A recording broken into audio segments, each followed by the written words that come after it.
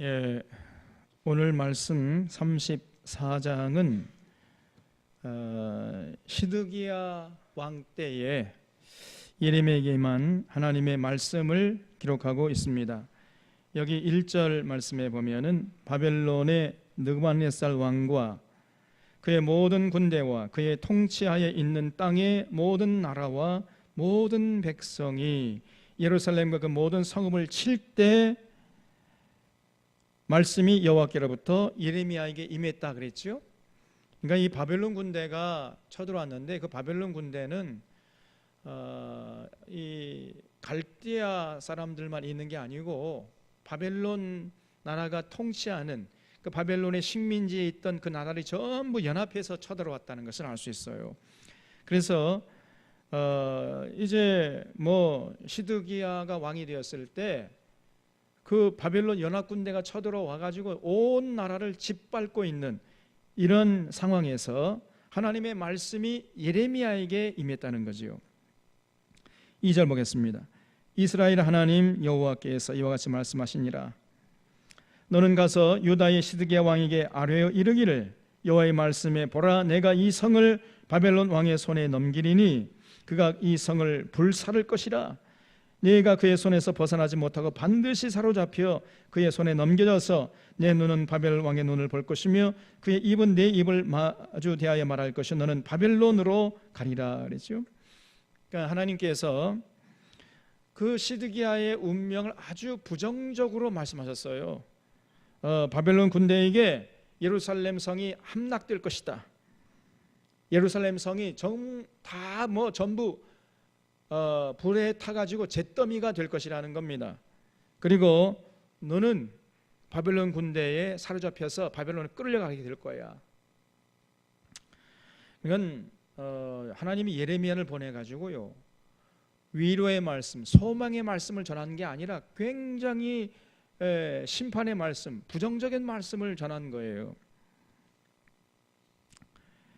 이런 말씀을 전하는 예레미야도 사실은 그렇게 쉬운 일이 아니죠. 왕 앞에 나가서 좋은 말을 하면은 신나서 하겠습니다만은 이렇게 참 심판의 말씀을 전하는 게 쉽겠습니까? 근데 하나님이 하라고 하니까 이제 예레미야도 마지못해서 어쩔 수 없이 하는 거죠. 4절에 그러나 유다의 시드기야 왕이여 여호와의 말씀을 들으라.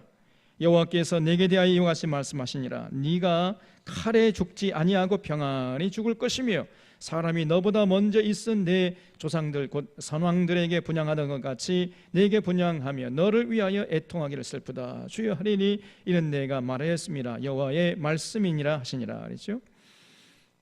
하나님이 예레미야를 통해서 말씀하신 시드기야 왕은요, 그 바벨론 군대 칼에 맞아 죽지 않을 것이다. 그러니까 천소를 다 누리고 죽게 될 것이다. 이렇게 말씀했습니다.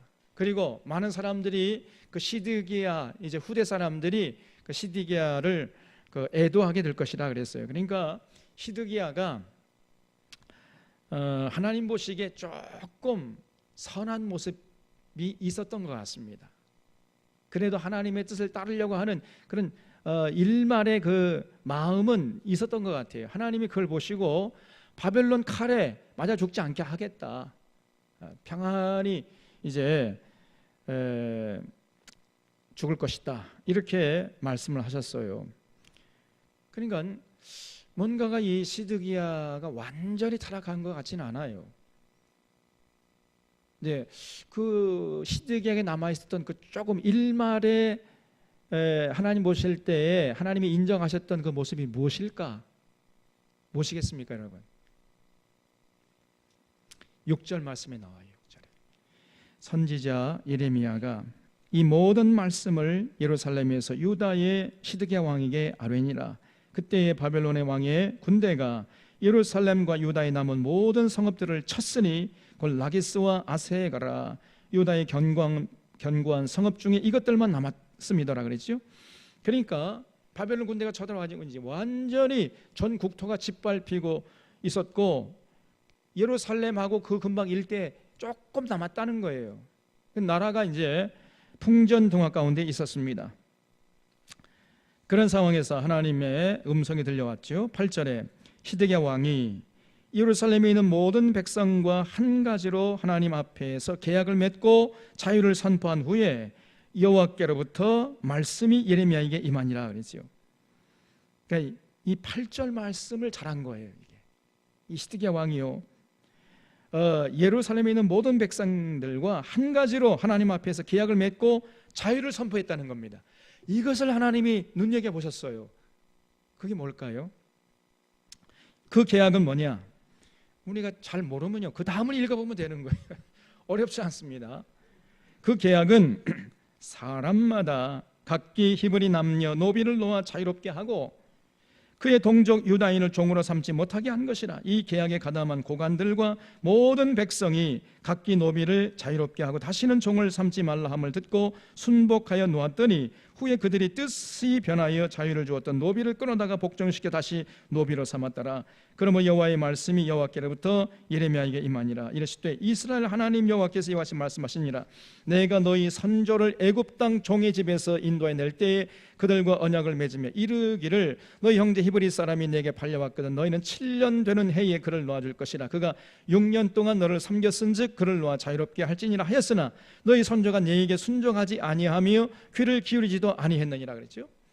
그러니까 지금 그 시드기야 때에 무슨 짓을 했냐면요, 이 사람들이 안식년에 하나님의 명령을 지켰다는 거예요. 제일 처음에는 잘 지켰습니다.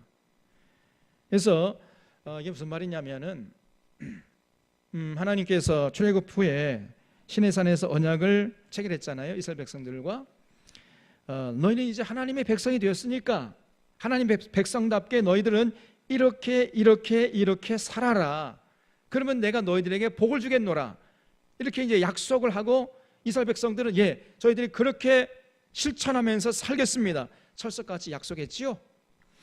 그 약속 중에 하나가 뭐냐면 안식년과 희년을 지키겠다는 거예요. 하나님이 지키라 그러고 이스라엘 백성은 지키겠다고 그렇게 약속을 했어요. 그 안식년은 뭐냐면은 7년마다 한 번씩 지키는 해죠. 그래서 출애굽을 기점으로 해가지고 7년째 되는 해마다 지키는 해가 안식년이에요. 그 안식년이 되면요, 농사 짓지 말라 그랬어요. 농사를 짓지 않으면 누가 덕을 봅니까? 누가 쉼을 얻을 수 있어요? 종들이, 노비들이 쉼을 얻지 않아요. 또 땅도, 또 옛날에는 농사를 어떻게 지었습니까? 소가 쉬잖아요. 그래서 네 집에 있는 노비들도 쉬고 소도 좀 쉬게 해. 또 땅도 좀 쉬게 해라. 그래서 농사 짓지 말라 그랬어요. 그래서 안식년입니다. 그리고 심지어는 이웃에게 진 빚도 다 탕감해 줘라 그랬어요. 그래서 면제년이라 그랬어요. 그래서 7년마다 한 번씩 면제년이 다가오면은 이웃이 나에게 진 빚 있잖아요. 1,000만 원 빚 졌으면 1,000만 원 탕감해 줘야 돼. 1억 빚을 졌으면 1억 탕감해 줘야 됐습니다, 여러분. 그게 안식년이에요. 그리고 심지어는요, 노예도 해방시키라 그랬어요. 노예. 그래서 그러니까 당시에 벌써 사람을 사고 팔고 하는 이런 그 악한 짓을 했던 것입니다.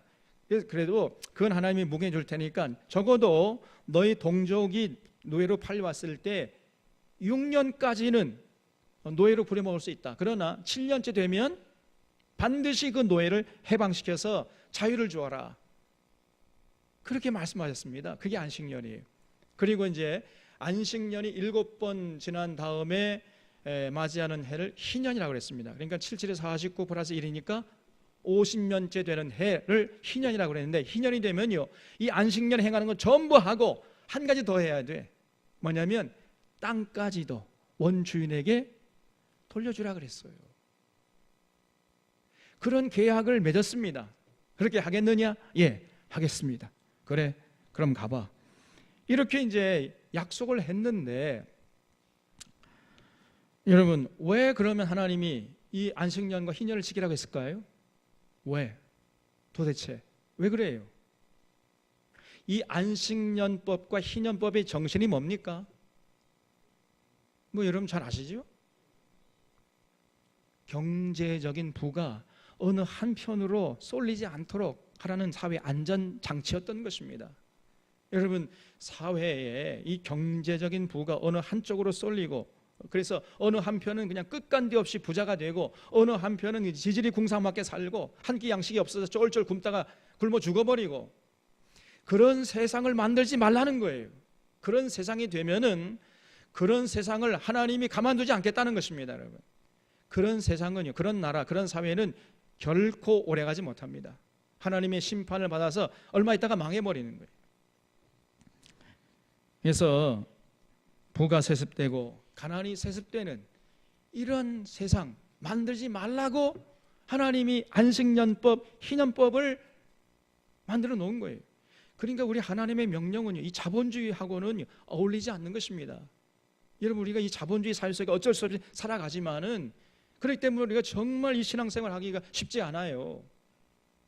이 안식년법, 희년법의 정신을 우리가 실천해야 된다면은 이게요, 이 자본주의의 생리, 자본주의 논리로만 살아가서는 안 되는 것입니다. 그런데 그 당시 이제 이 시드기야 당시에 이 예루살렘 부자들, 기득권자들이 이 하나님의 약속을 했으니까 지키긴 지켜야 되겠는데 이게 마뜩찮은 거예요. 그래서 마지못해 그 안식년을 지켰다가 어떻게 했다고 그랬어요? 아까 지켰다가 다시 뜻을 그냥 바꿔버렸습니다. 그래서 안식년이 다가오니까 노예들을 해방시켰어요. 노예들을 해방시켜 놓고는 조금 있다 돌아서 가지고 아이고 안 되겠다 해가지고 다시 노예들 잡아가지고 자기 노비로 삼았다는 것입니다, 여러분. 이런 짓을 한 것이에요. 그래서 결국은 빈익빈 부익부가 심화되는 이런 사회를 이뤘던 거예요. 이런 악한 짓을 했습니다. 그래서 하나님께서 그런 시드기야 시대의 고관들, 그 기득권자들 가만두지 않겠다는 거예요. 여러분, 이거는 정말 무서운 얘기입니다. 그 과거에 우리가 왜 일제 식민지로 전락을 했어요? 이 조선 말기, 이 조선 말기 시대가 꼭 그 이 시드기야 시대 똑같은 겁니다. 바로 그랬어요. 양반 제도가 있어가지고 제가 지난 2월 24일 날 그 3.1절 기념주일 때 말씀드렸잖아요. 양반이 되면요, 양반을 돈을 주고 사고 파는 거예요. 양반 제도가. 그 중인들, 이제 상인들, 상인들은 중인이었으니까 조금 돈 벌어 가지고요 양반을 사는 거예요, 관가에다가. 그래서 한번 양반이 되잖아요. 그럼 죽을 때까지 양반인 겁니다. 판판이 놀고 먹어요. 그래서 무의도식, 이걸 한량이라고 그러죠. 한량. 제가 좀 한량기가 있는 것 같아요. 농담입니다만은. 네? 그런가 하면은 한 번 또 종으로 팔려가잖아요. 그러면 그 종의 신분에서 벗어날 수가 없었습니다. 아무리 열심히 노력을 하고 부지런히 일을 해도 그 가난의 굴레에서 벗어날 수가 없었던 거예요. 그래서 여러분, 그 당시 조선 말기에는 탐관오리들이 판을 치고 있다고 말씀드리지 않았습니까? 그래서 이 탐관오리들 수탈과 억압으로 이 백성들의 한숨이 하늘을 찌르고 있었던 거예요. 이 당시에 이 토지 제도가 문란해졌고 이 조세 제도가 완전히 무너졌습니다. 그래서 조선 시대 때 군포라는 세금 제도가 있었다고 그랬죠. 군대 가는 대신에 1년에 배필 한 필 짜가지고 나라에 갖다 바치면은 군대 가는 걸 면제시켜주는, 그래서 나라 살림도 보탬이 되고 농부들을 이제 군대 안 가니까 자기 농사 지으니까 도움이 되고, 이렇게 아주 참 좋은 제도였는데 이거를 이제 탐관오리들이 악용을 해가지고 나중에는 60세가 되면은 이제 군포에서 제외시켜야 되는데 16세부터 60세까지 해마다 1년에 그 배필 한 필을 바쳐야 됐어요. 근데 60세가 이제 됐으면 군포 명단에서 빼줘야 되는데 안 빼줘요. 60세가 넘어서도 군포를 내라, 세금을 내라는 것입니다. 심지어요, 죽은 사람에게도 세금을 매겼습니다. 이걸 백골징포라고 그래요. 심지어는 16살이 되지 않은 갓난 애기에게도 세금을 매겨가지고 세금을 내라는 거예요. 탐관 오리들이. 이거를 뭐라고 그랬죠? 저도 봐야 돼요. 그게 바로 황구첨정이라고 해요. 황구첨정. 갓난 애기에게 세금을 매겨가지고 세금을 내라는 거예요. 그러니까 약탈하고 강탈하고 수탈해 간 겁니다. 근데 만약에 군포를 내지 못하잖아요. 가난해가지고. 그러면 일가 친척에 내라. 네 일가 친척이 못 냈으니까 네가 내. 그 인징이라고 그래요. 인징. 족징이라고 그러고. 그다음에 마을에 같이 산다는 걸 핑계 대 가지고 마을 사람에게 또 그 마을에 어느 한 사람이 세금을 못 내면요, 그 마을 사람에게 세금을 내게 했어요. 이걸 인징이라 했다고 했어요. 족징, 인징, 황구첨정, 백골징포. 그러니까 이 탐관 오리들이 얼마나 횡포를 부렸는가 하는 걸 알 수 있잖아요. 그러니까 이 백성들의 한이 그냥 하늘을 삼으셨대요. 하늘에. 그래서 결국은요, 백성들이 들고 일어났지 않습니까? 농민들이. 그래서 조선 말기에는 끊임없이 밀란이 일어났습니다. 그런가 하면 양반들은요, 전혀 세금 안 내. 전부 세금 포탈하는 거예요. 그러니까 결국은요, 빈익빈 부익부 현상이 일어나는 거죠. 양반들의 집에는 그냥 그 양반 집에 사는 쥐들도 살이 포동포동 쪘어요. 그런데 1년 내내 그냥 뼈 빠지게 땀을 흘리면서 농사를 지었던 농민들은 먹을 것이 없어가지고 그냥 허기지고 이렇게 살았던 것입니다, 여러분. 봄이 되면 춘궁이가 와가지고 산에 올라가서 그 소나무 뿌리 깨먹고 살았단 말이죠. 그리고 어떻게 살겠습니까? 이놈의 망놈의 세상, 이거 빨리 망했으면 좋겠다. 농부들의 입에서 이런 말이 튀어나왔던 거예요. 그래서 참다 못해서 농민들이 이제 봉기를 했잖아요. 그 가장 대표적인 게 전봉준을 중심으로 해가지고 일어난 겁니다. 그래서 동학혁명을 일으켰어요. 그래서 뭐 전국에서 뭐 들고 일어난 거죠. 그래서 이 관가에서 그냥 막 깜짝 놀래가지고 뭐 대비를 하려고 했지만은 너무 그 분노가 세니까요. 이 동학혁명군을 당해내지 못하는 겁니다. 그러면은 그 대표자라고 이렇게 조정 대신들이 만나가지고 협상하고 그들의 요구가 뭔가, 그래서 그 백성들의 마음을 좀 다독이고 그런 정책을 펴면 될 거 아닙니까?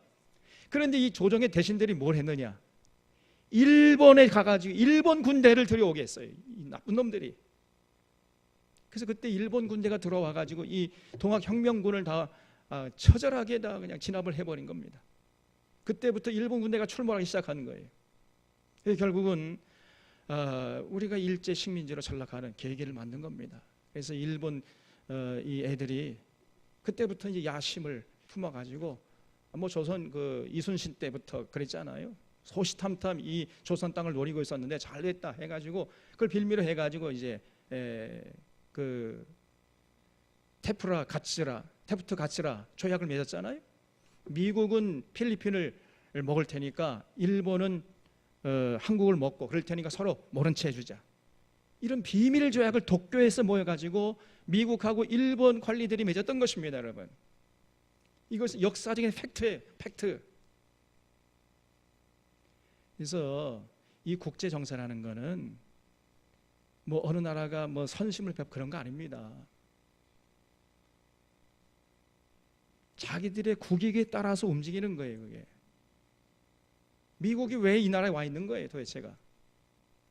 우리나라를 뭐 이뻐가지고 우리나라에 희생하기 위해서 왔습니까? 그렇게 생각하는 건 너무나 천진난만한 아주 그 순진한 생각이라니까요. 그런 생각에서 빨리 벗어나야 돼.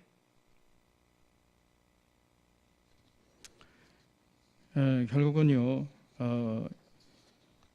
이 나라가 왜 일제의 식민지로 전락했느냐? 결국은 하나님의 뜻을 저버린 그런 결과라는 걸 것을 우리가 잊지 말아야 됩니다. 지금 이 시드기야 시대에 하나님께서 안식년법을 지키라고 했는데 그걸 안 지키려고 하는 척 하다가 그냥 다시 무위시켜버린 겁니다. 아주 무위로 돌려버렸어요. 하나님께서 그런 모습을 보시고 분노하신 것입니다, 여러분. 그래서 이렇게 경제적인 부가 한쪽으로 쏠리면 반드시 나라가 망한다. 이거를 이 역사가 교훈해주고 있는 것이고 하나님께서 바로 그거를 명령하고 계시는 거예요. 그래서 그런 세상 만들지 말라 오늘 이렇게 명령하신 것입니다. 이런 하나님의 명령과 이 역사의 교훈을 오늘날 또 한국 교회가 또 이 시대의 국민들이 잊어버렸어요. 또 그 지난 노무현 정권 시절에 그 노무현 정부가 들어서 가지고 종합부동산세를 신설했잖아요. 종부세 소위 말해서. 그래서 1년에 좀 돈을 많이 번 사람은 더 돈을 많이 세금을 내라. 그래서 가난한 사람들 좀 도와주고 그리고 사회 인프라 구축하는 데 좀 쓰자. 이렇게 해서 종부세를 신설했더니 제일 그 거세게 저항한 세력이 어느 세력입니까? 한국교회예요. 특별히 저 강남에 있는 교회, 대형 교회들이요 전부 들고 일어서 가지고 종북 좌파 빨갱이 정부 물러나라 이렇게 데모를 해댔습니다, 여러분. 그래서 그 노무현 정부 권력을 회수해가지고 이명박이라는 그 천하의 사기꾼에게 권력을 안겨줬잖아요. 이 한국 교회가 주도한 것입니다. 그러고 나서 그 이명박 정부가 제일 먼저 들어선 다음에 한 일이 뭐냐면요, 노무현 정부 때 종부세 신설해가지고 세금 거둔 거 다시 다 돌려줘 버렸어. 이런 짓을 했습니다. 그러니까 교회가 하나님의 뜻을 정면으로 거스린 거예요. 하나님이 하지 말라고 하는 짓을 하나님의 뜻으로 포장해가지고 했던 것입니다. 그래서 지금 한국교회가 천박한 자본주의에 찌들어 있어요. 하나님의 명령과 하나님의 뜻을 받드는 것이 아니고 자본주의에 충실한 거예요, 지금 한국교회가. 그러니까 이 교회가 아닙니다. 우리 예수 그리스도의 가르침에 순종하기 위해서 모인 공동체인데 교회가 예수님의 가르침, 예수님의 통치를 받는 것이 아니고 자본주의의 통치를 받고 있어요. 자본주의에 충실하고 있다 그 말이에요. 그런 것이 보여야 돼. 이게 이렇게 나가다가는 하나님의 심판을 면치 못하는 것입니다. 교회가 이것을 직시하고 이것을 오늘날 소리 높여 외쳐야 되는데 오히려 정반대로 이런 불의한 세상을 더 부추기는 세력이 되고 말았어요. 정말 통탄스러울 노릇입니다. 지금 시드기야 시대 예루살렘 사람들이 하던 짓과 똑같은 짓을 했잖아요. 그래서 예루살렘도 똑같이 했습니다. 그래서 해방시켰던 안식년법에 의해서 해방시켰던 자기 동족들을 다시 잡아다가 노비 삼았다는 거예요. 그러니까 우리 하나님이 가만 계시겠습니까? 하나님이 분노하신 거예요. 15절 보겠습니다. 그러나 이제는 너희는 이제 돌이켜 내 눈앞에 바른 일을 행하여 각기 이웃에게 자유를 선포하되 내 이름으로 일컬음을 받는 집에서 내 앞에서 계약을 맺었거늘 너희가 돌이켜 내 이름을 더럽히고 각기 노아 그들의 마음대로 자유롭게 했던 노비들 끌어다가 다시 너희에게 복종시켜 너희의 노비로 삼았도다. 그러므로 여호와께서 이와 같이 말씀하시니라. 너희가 나에게 순종하지 아니하고 각기 형제와 이웃에게 자유를 선포한 것을 실행하지 아니하였은즉 내가 너희를 대적하여 칼과 전염병과 기근에게 자유를 주리라. 여호와의 말씀이니라 그랬어요. 여러분, 하나님이 지금 이스라엘 백성들에게 분노하시는 이유가 뭡니까? 다른 게 아니에요. 예배를 등한히 했기 때문이 아니고 헌금 적게 했기 때문도 아니고 기도 적게 했기 때문도 아니고 결국 저들의 삶의 현장에서 하나님이 원하시는 하나님께서 명령하신 사회를 만들지 않았기 때문에. 그래서 안식년법, 희년법을 만들면서 정말 더불어 사는 세상을 좀 건설해 나오 이렇게 하나님이 신신당부했지만은 이스라엘 백성들이 콧방귀도 안 꼈습니다. 하나님의 명령 예사로 무시해버렸습니다. 그래서 결국은 하나님의 분노를 사서 나라가 망했다는 거예요. 이것이 성경이 주는 교훈입니다. 17절 하반절에 그래서 내가 너희를 세계 여러 나라 가운데에 흩어지게 할 것이며 송아지를 둘로 쪼개고 그 두 조각 사이로 지나매 내 앞에 언약을 맺었으나 그 말을 실행하지 아니하여 내 계약을 어긴 그들을 곧 송아지 두 조각 사이로 지난 유다 고관들과 예루살렘 고관들과 내시들과 제사장들과 이 땅 모든 백성을 내가 그들의 원수의 손과 그들의 생명을 찾는 자의 손에 넘기리니 그들의 시체가 공중의 새와 땅의 짐승의 먹이가 될 것이며 또 내가 유다의 시드기야 왕과 그의 고관들을 그의 원수의 손과 그의 생명을 찾는 자의 손과 너에게서 떠나간 바벨론 왕의 군대의 손에 넘기리라 그랬어요. 자, 앞을 보세요. 이 이스라엘 백성들이 하나님과 언약을 체결할 때는요, 그냥 말로 체결하는 게 아니에요. 하나님과 언약을 체결할 때 어떻게 했냐면은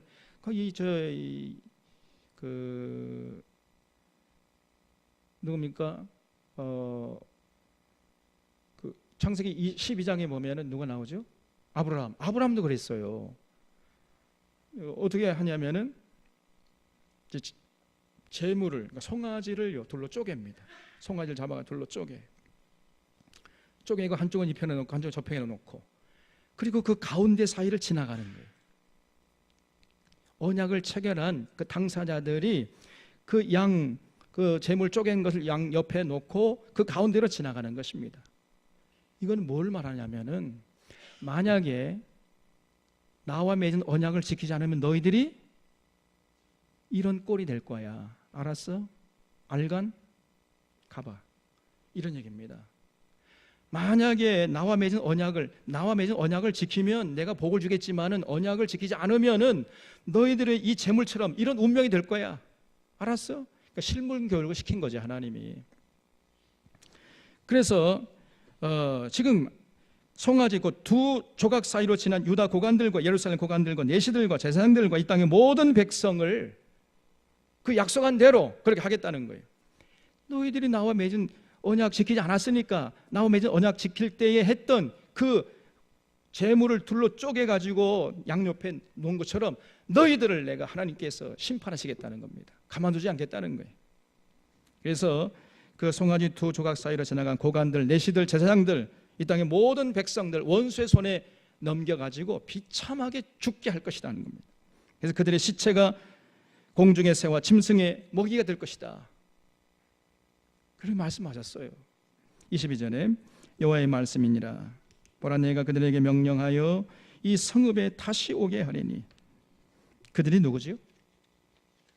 바벨론 군대. 그들에게 명령하여 이 성읍에 다시 오게 하리니 그들이 이 성을 쳐서 빼앗아 불사를 것이라. 내가 유다의 성읍들을 주민이 없어 처참한 황무지가 되게 하리라. 하나님이 택한 이스라엘 백성들이 이렇게 분노하시는 이유가 다른 게 아니에요. 하나님과 맺은 언약 지키지 않은 겁니다. 더불어 살아라. 하나님 사랑하고 이웃을 사랑하면서 더불어 사는 세상을 좀 건설해다오. 이걸 이스라엘 백성들이요 완전히 무시해버리고 콧방귀도 안 꼈습니다.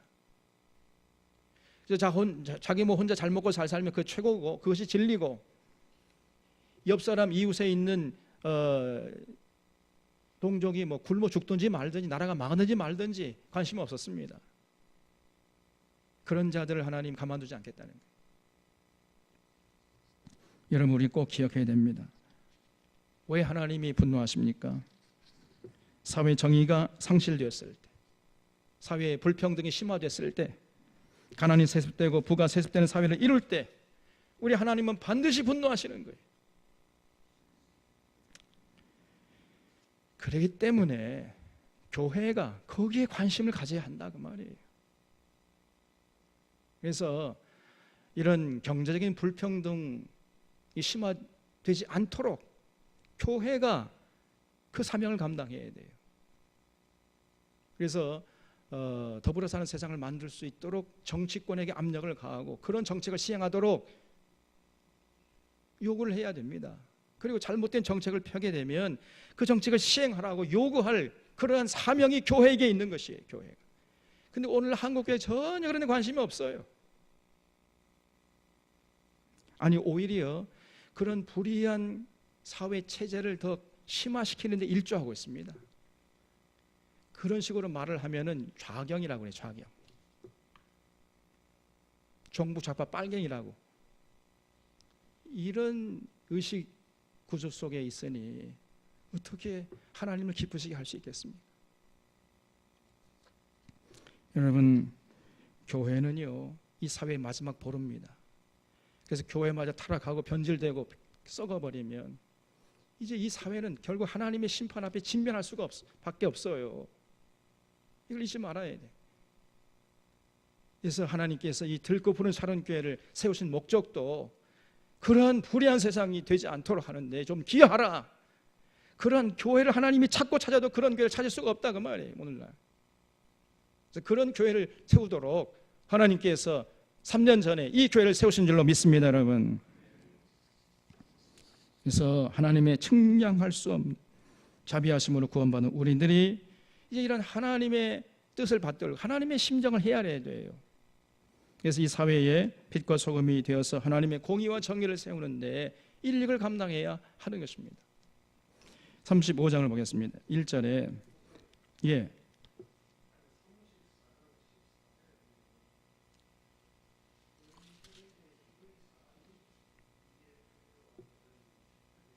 예.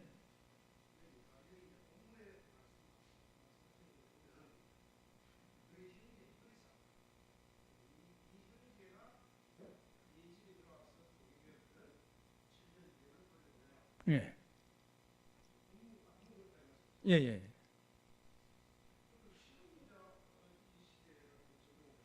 예.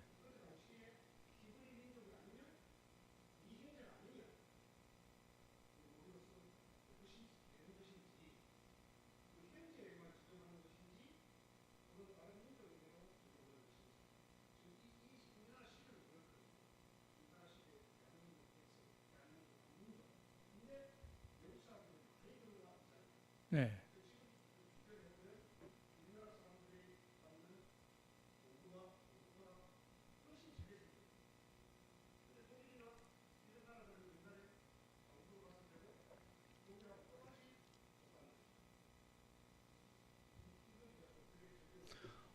우리가 독일에 갔을 때 독일 사람들이 받는 그 페이를 우리 광부들에게 똑같이 줬습니까?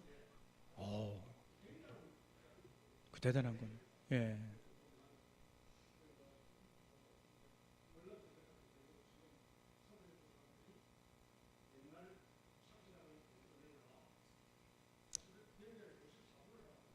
예. 그럼 중간에 누가 그를 떼갔습니까? 정부에서.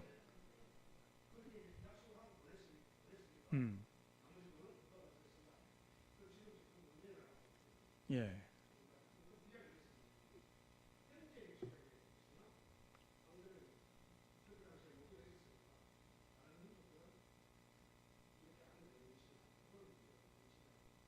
여기서는 이제 동족이죠, 동족. 그래서 히브리 사람이 내게 팔려왔거든. 그러니까 동족이죠.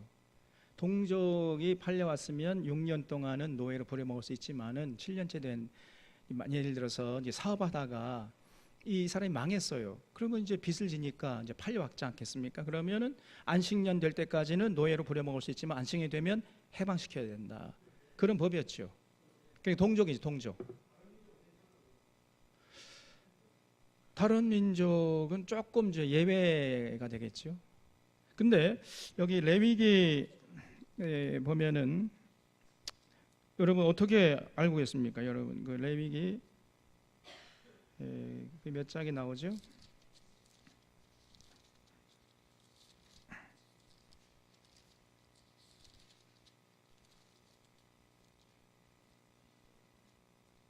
예? 25장 한번 보세요. 레위기 25장.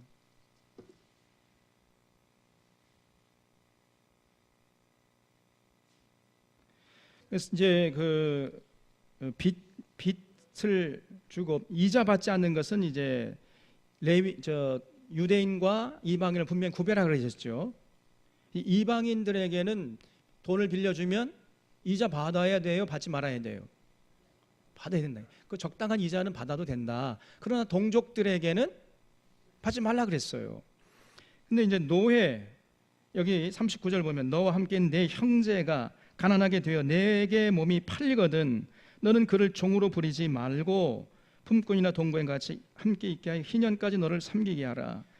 그러니까 조금 차별을 두는 것 같습니다. 그러니까 동족 유대 같은 동족으로 이제 노예로 팔려온 경우가 있을 거고 이방인 중에서 노예로 팔려온 경우가 있을 거고 그럴 경우는 조금 이제 다르게 처우를 하라는 것으로 이해할 수 있겠습니다.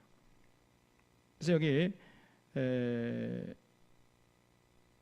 50절에도 보면 자기 몸이 팔린 해로부터 희년까지를 그 산자와 계산하여 연수를 따라서 그 몸값을 정할 때에 그 사람을 섬긴 날을 그 사람의 고용된 날로 여길 것이라. 그래서 그 희년까지 해가 많이 남아 있으면 그 값이 비싸지겠죠. 또 희년까지의 해가 많지 않으면 값이 싸지고 이렇게 해서 사고 팔아라. 이런 아주 자세하게 말씀을 하고 있습니다. 그래서 46절에도 너희 동족 이스라엘 자손은 너희가 피차 엄하게 부르지 말지니라. 이런 거를 보면은 조금 차별. 어쨌든 글쎄요, 그거 한번 제가 더 연구를 한번 해보겠습니다. 안식년이 됐을 때 유대인들과 이방인들 차별 없이 똑같이 해방시켜야 되는지 아니면 이방인들과 유대인들은 조금 좀 차별을 뒀는지 그거 한번 예. 예.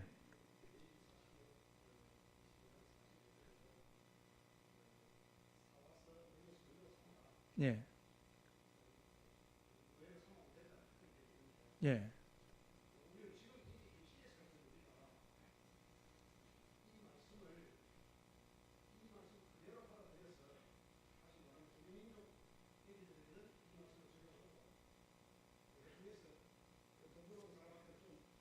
아.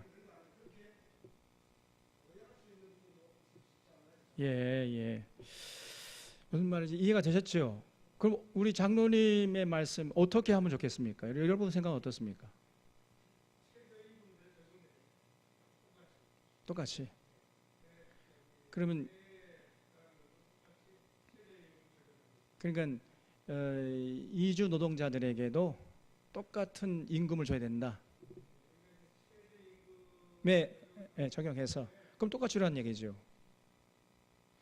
그것이 맞을 것 같아요. 근데 지금 이 레위기의 그 법대로는 우리가 못 지키잖아요. 이 자본주의 사회 속에서. 그러나 그래서 이 레위기 법은 뭐 우리가 그대로 지킬 안신여 됐다고 우리가 지금 뭐 해방시키고 뭐 희년했다고 땅도 돌려줍니까? 안 돌려주잖아요. 한 번 사면 영원히 내 건데 뭐 이렇게 되는데 그래서 이 자본주의 사회 속에서 우리가 이 레위기 식대로 지킬 수가 없어요. 그러나 정신만큼은 계승해야 된다는 게 그런 입장이죠. 이 자본주의 사회 속에서 문자 그대로 하나님의 명령을 지킬 수가 없어요. 그러니까 완전히 이거 폐기된 것이다 이렇게 하면 안 되고 하나님의 언약은요 폐기될 수 없죠. 1.1획도 폐기되지 않는다 그랬잖아요. 그러나 문자 그대로 지킬 수 없는 게 있어요. 그런 것들은 그 법 정신이 있습니다. 그 법을 만든 정신이 있어요. 그 정신만큼은 계승해야 된다. 그래서 그 안식년 희년법을 만든 그 법 정신 근본 정신이 뭐냐? 뭐라고 그랬죠?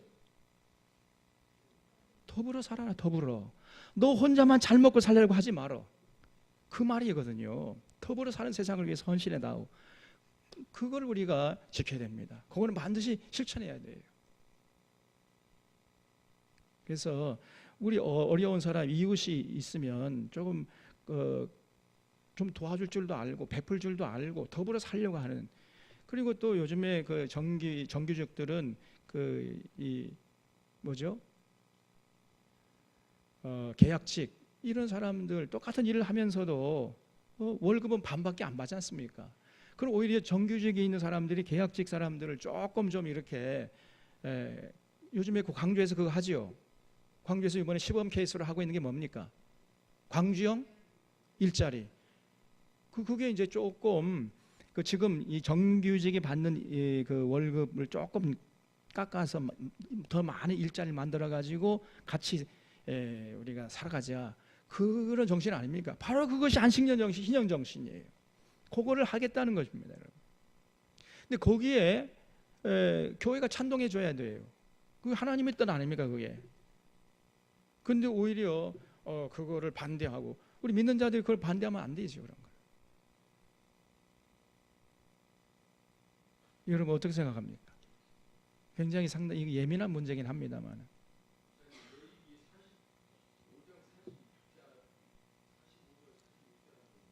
레위기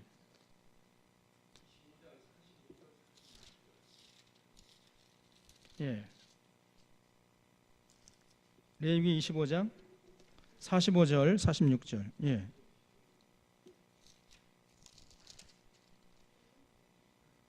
응? 45절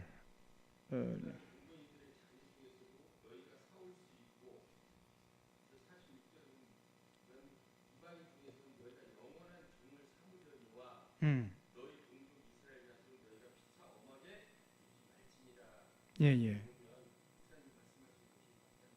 예, 그러니까 조금 차별을 두라고 하신 것 같아요. 그러니까 이방인들하고 동족들하고 똑같이 대하지 말아라. 그러니까 오늘 이런 가르치면 오늘 이 시대에도 그러면 여기 이 땅에 들어온 뭐 이주 노동자들 좀 차별을 두라. 그런 근거 구절로 하기는 좀 그렇고 최저임금 그래 최저임금이라는 게 여러분 이거 안 주면 이 사람 못 산다는 얘기 아닙니까? 그건 줘야죠. 그러니까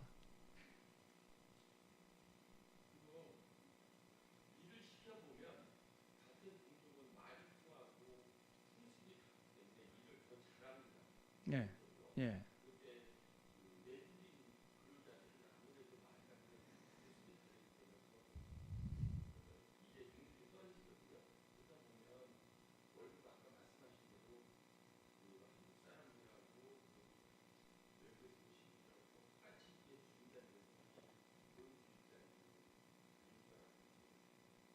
조금 그러면 차등을 둬요.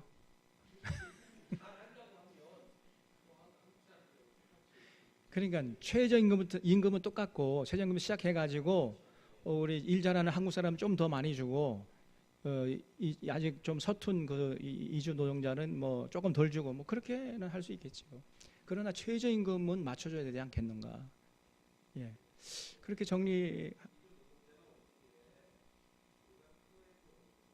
예,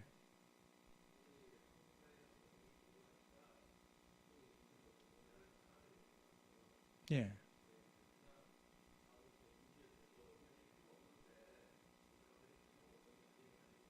그렇죠.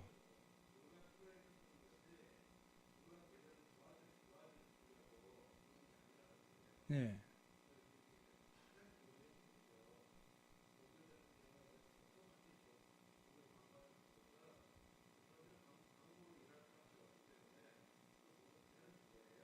음.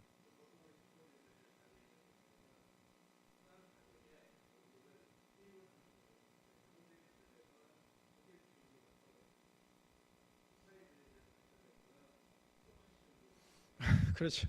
그러니까 자본주의 입장에서는 이제 조금이라도 덜 주려고 하는 거고, 그러나 우리 믿는 자들은 또 그렇게 하나님의 뜻을 따르는 믿는 자들이기 때문에 따르려고 하면은 그렇게 해서는 안 된다.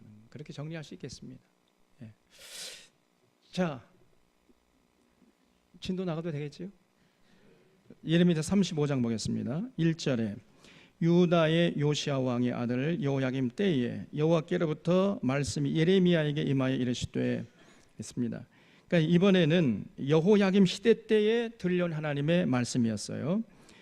그래서 이 여호야김 우리가 잘 아는 것처럼 요시야의 아들이었죠. 요시야가 이제 죽은 다음에 제 큰 아들이 여호아하스였죠. 여호아하스는 뭐 애국 군대가 쳐들어와가지고 잡혀가지고 뭐 애국에서 죽어버리고 그 아들 이제 그 동생 여호야김입니다.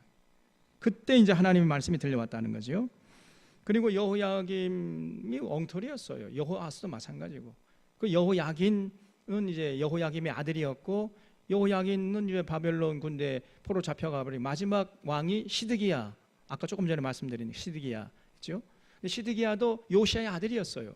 그러니까 여호아하스, 여호야김, 시드기야 전부 요시야의 아들입니다. 요시야는 참 훌륭한 아버지였는데 그 아들들은 완전히 엉터리예요. 그냥 어떻게 그럴 수가 있는지 모르겠어요. 누구 때문에 그랬죠? 그 어머니. 아버지가 훌륭한데 아들들이 엉터리면 그 어머니가 이제 그건 잘못했다고 볼 수가 있죠.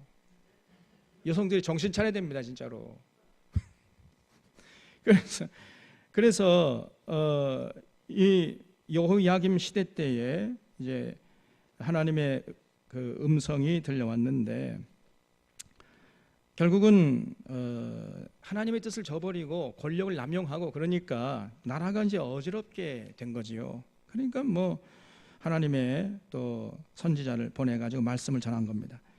그래서 이 35장은 전체를 보면은요, 어떤 내용이 되어 있었냐면은 여호와 하나님께서 이 레갑 자손들을 보시면서 부러워하세요.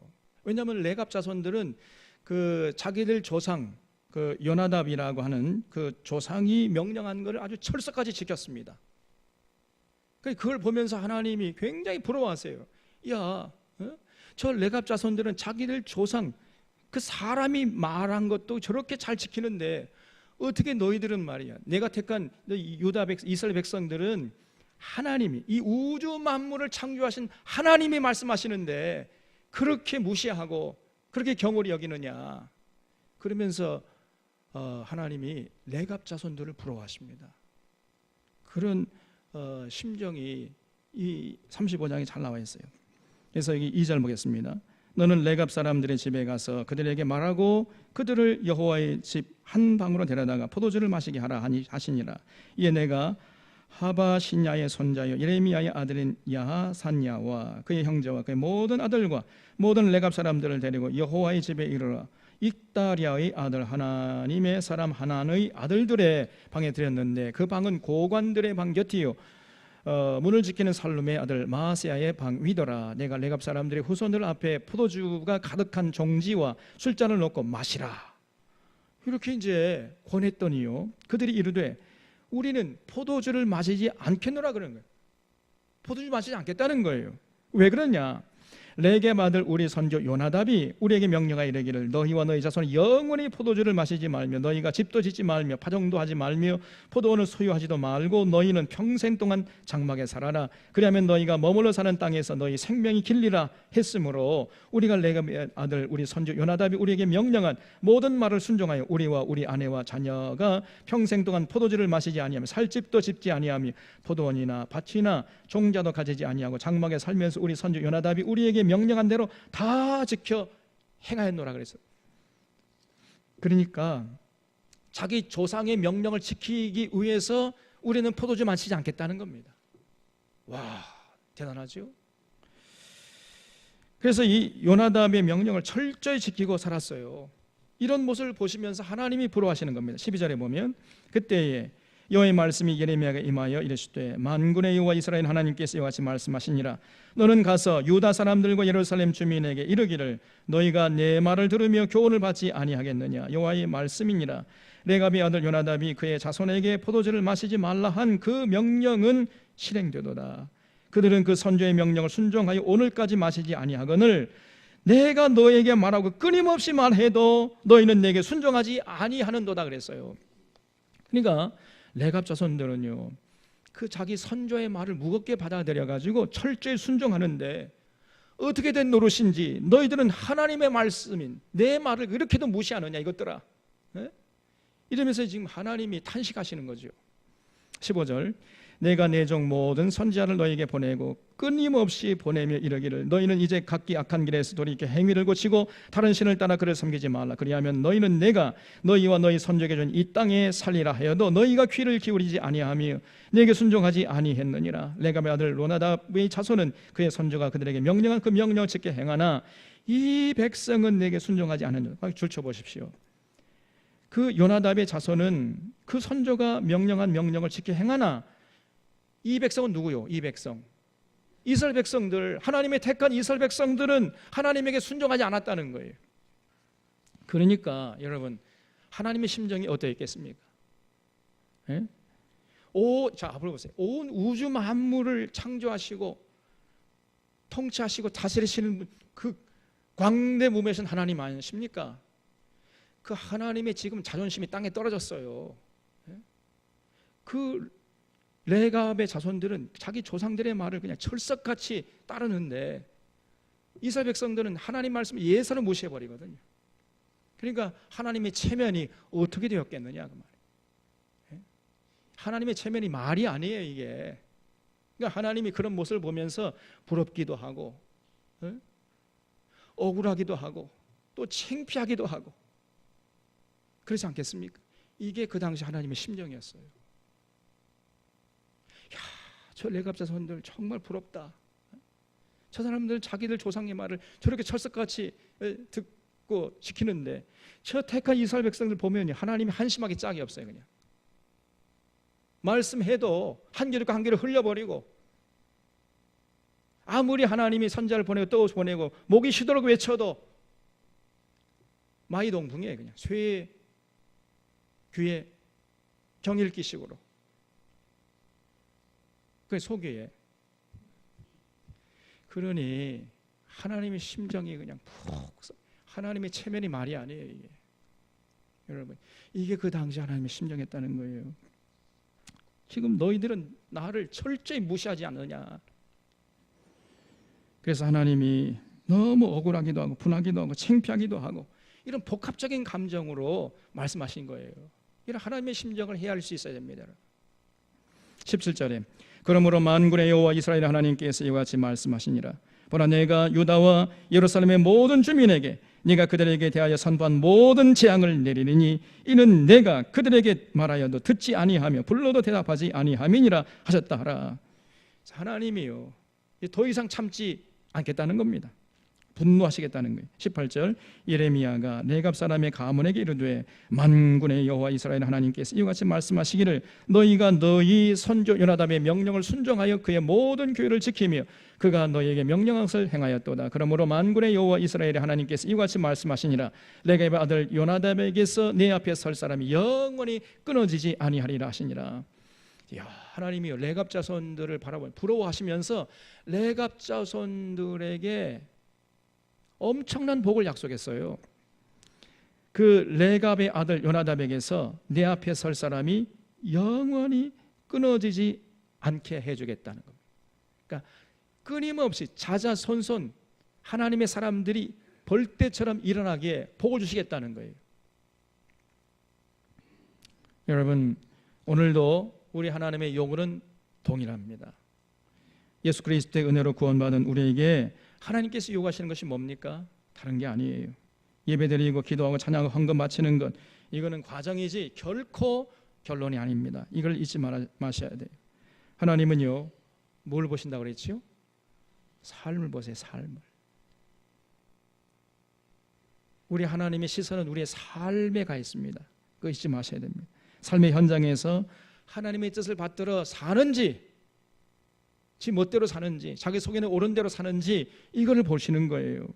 그래서 우리 하나님의 로드십을 인정해야 된다 그런 말을 많이 하잖아요. 하나님의 로드십, 하나님의 통치를 받아들이고 하나님의 주권을 인정하고 하나님 말씀에 순종하고 하나님의 뜻을 받들려고 하는 이런 자세를 잃지 말아야 돼요. 그것이 진정한 신앙인의 모습인 것이에요. 그렇지 않고 그런 삶이 없이 그저 와서 교회 와가지고 예배드리고 기도하고 찬양하면 기뻐하시는 것이 아니라 하나님의 분노하신다 그랬잖아요. 이게 우리가 믿는 하나님이십니다, 여러분. 그래서 예수님 말씀에 의하면 내 말을 듣고 행하는 자가 반석 위에 집을 지은 지혜로운 사람이고 내 말을 듣기만 하고 행치 아니하면 뭐라 그랬어요? 모래 위에 집을 짓는 어리석은 사람이다. 비가 나고 창수가 몰려오면 그냥 그 무너짐이 심하니라 그랬어요. 그 헛수고입니다, 여러분.